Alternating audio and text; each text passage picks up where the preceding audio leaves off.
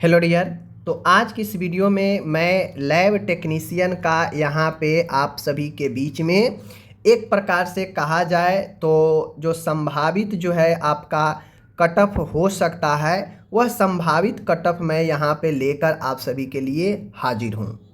Lab technician का आपका पता है कि बहाली बिहार में काफ़ी अच्छी खासी जो है बहाली बिहार में आई है और ऐसी बहाली फिर आगे आपको कुछ वर्षों तक नहीं देखने को मिलेगा। जैसा कि जानते हैं कि बहुत सालों के बाद ये बहाली आई है, वो भी नियमित बहाली है। ठीक है, अक्सर ये सब संविदा पर बहाली होता है। लैब टेक्नीशियन का संभावित, चूँकि इसका डेट भी एग्ज़ाम का अनाउंस हो चुका है, तो संभावित टेंटेटिव जो कट ऑफ एक हम लोग तैयार करते हैं, मान के चल सकते हैं कि इतना से इतना कट ऑफ जाएगा। आप as a applicant, as a student आप ये भी समझ सकते हैं कि अगर आप कितना सही कर लेते हैं तो आपका जो है संभावना बन रहा है। ये चीज़ें आपको भी ज़रूर समझनी चाहिए। तो चलिए आज की इस वीडियो में हम लोग यहीं पर समझते हैं। कट ऑफ मैं बताऊं उससे पहले कुछ चीज़ें समझ लीजिए। जैसे आपको मैंने पहले ही बता रखा है, 100 क्वेश्चन होंगे एग्ज़ाम में। ठीक है, 100 क्वेश्चन होंगे। यह आपका 100 मार्क्स का होगा एग्ज़ाम में। ठीक है, और 1/4 आपका जो है निगेटिव होगा, यानी अगर गलत 4 करते हैं तो एक सही वाला में से चला जाएगा। ठीक है, कोई दिक्कत नहीं है।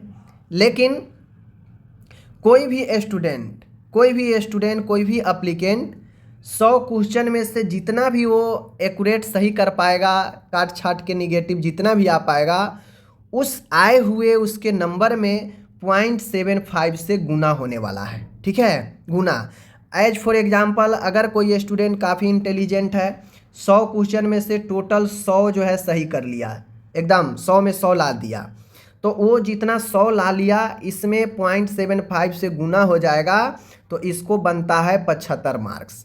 और यही 75 तो सरकार रखी है कि ज़्यादा से ज़्यादा आप सीबीटी में 75 ही ला सकते हैं। कैसे? ऐसे। ठीक है, कि आप 100 क्वेश्चन रहेगा, 100 में आप 100 ले आएंगे तो उसमें हम 0.75 से गुना कर देंगे तो वह 75 हो जाएगा, और आप इस 75 से ज़्यादा सीबीटी में ला ही नहीं सकते हैं। क्यों? क्योंकि 25 जो है उनको एडजस्ट करना है। इसी 100 के आधार पर 25 को इन्होंने एक्सपीरियंस वाले को भी जो है यहाँ पे ऐड कर लिया, और 75 जो है सीबीटी को कर लिया, 100 पर मेरिट बनाएगा। अगर किन्हीं का एक्सपीरियंस नहीं है तो वो सिर्फ इसी 75 पर अपना सीबीटी पर ही लड़ेंगे, जॉब लेंगे। ओके, ये चीज़ समझ गए। अब यहाँ पे महत्वपूर्ण चीज़ें मैं बता दूँ, गुना भाग समझ गए। अब मैं यहाँ पे चलता हूँ कट ऑफ की तरफ। कट ऑफ में मैं पहले देखूँगा यूआर कैटेगरी का। यूआर कैटेगरी में अदर स्टेट आते हैं, या बिहार के भी जो अगर चाह रहे होंगे दूसरे कैटेगरी वाले कि मैं ओपन से फॉर्म भरूं बिना किसी रिजर्वेशन लिए हुए, तो ओपन से आएंगे, वो ओपन से फॉर्म डालेंगे तो वो जनरल में जाएंगे। ठीक है, जनरल में सीटें ज़्यादा होती हैं। यूआर कैटेगरी में मैं बता दूं कि लैब टेक्नीशियन के हिसाब से देखा जाए तो आपका जो कट ऑफ संभावना जो बनता है आने का लैब टेक्नीशियन में, वह 72 से 75 क्वेश्चन अगर आप सही करते हैं तो आपका जो है संभावना बनता है आपका मेरिट में नाम आने का। समझ गए चीज़ों को? 72 से 75। अब ये 72 से 75 आप तो 100 में ले आए, अब इसमें 0.75 से आपका गुना हो जाएगा। 0.75 से गुना हो जाएगा तो एक्चुअल में जो बनेगा वो आपका एक्चुअल मार्क्स होगा, क्योंकि मेरिट उसी पर बनना है। 0.75 से गुना होने के बाद ही उसी पर जो आएगा उसी पर मेरिट बनेगा। समझ गए? सीधा 100 में से जितना आप ले आइएगा उस पर नहीं बनेगा। ठीक है, समझ गए? तो यूआर कैटेगरी का इतना आप सही करके लाते हैं तो आपका जॉब में संभावना बन रहा है। अब मैं बात करता हूँ यहाँ पे पिछड़ा वर्ग। जो पिछड़ा वर्ग के कैंडिडेट हैं उनका मैं बात कर रहा हूँ। पिछड़ा वर्ग में मैं बात करूँ तो जो बैकवर्ड क्लास के होते हैं पिछड़ा वर्ग, तो पिछड़ा वर्ग में मैं बात करूँ तो इनका जो चीज़ें जाने वाली है वह जाने वाली है 68 से लेकर 73 तक। ठीक है, 68 से 73 तक अगर वो क्वेश्चन अपना सही कर लेते हैं, वो अपना चीज़ें जो है बेहतर कर लेते हैं, ले आते हैं, 100 में से इतना क्वेश्चन सही कर लेते हैं तो उनका संभावना ज़्यादा है। और इतना आने के बाद इतना ही नहीं रुकेगा, 0.75 से तो गुना होगा ही, लेकिन 100 में आप इतना ले आते हैं तो आपको जो भी गुना होकर बनेगा उस पर आपका जो है मेरिट बन सकता है। ओके, रही बात आपका जो है अत्यंत पिछड़ा वर्ग होता है।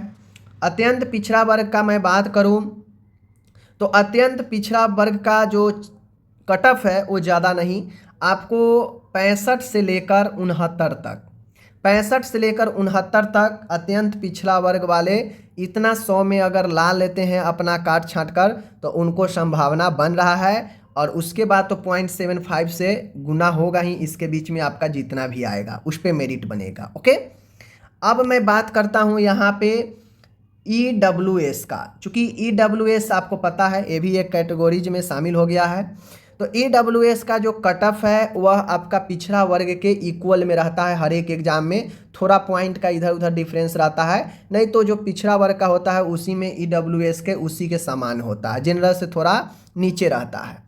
तो इसका आप मान के चल सकते हैं कि वही 69 से लेकर जो है 72 तक जो है इसका EWS का कट ऑफ जा सकता है।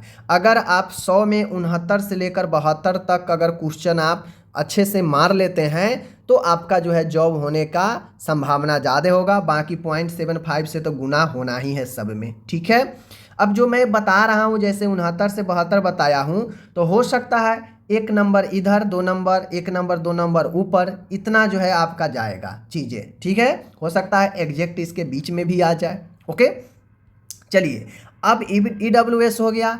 अब आपको पता होगा कि SC को, ST को एंड EWS को क्या, EWS नहीं है, ठीक है, महिला, वोमेन, ठीक है, तो SC ST और वोमेन सबको जो है एक लेवल में माना गया है, और इनका जो कट ऑफ रखा भी गया है मिनिमम वह 32% रखा भी गया है, आप लोग को पता भी है।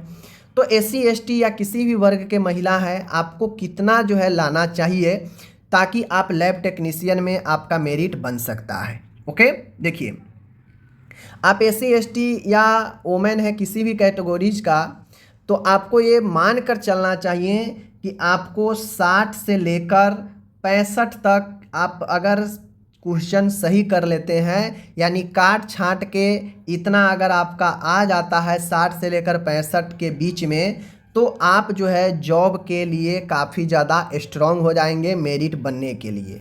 बाकी जितना भी अगर आएगा उसमें तो आपका 0.75 से तो गुना होगा ही होगा, और जितना आएगा उस पे ही मेरिट आपका बनना है। ठीक है, तो ये रहा अपना जो है, मैं एक प्रकार से कहूँ आप लोग को तो यह एक टेंटेटिव जो है संभावित संभावना वाला जो है आपका यहाँ पे मैं कट ऑफ जो है दर्शाया हूँ। ठीक है, कोई दिक्कत नहीं है, बाकी आप लोग समझ जाइए, पढ़ाई कर लीजिए, जॉब फिर से मौका नहीं मिलेगी।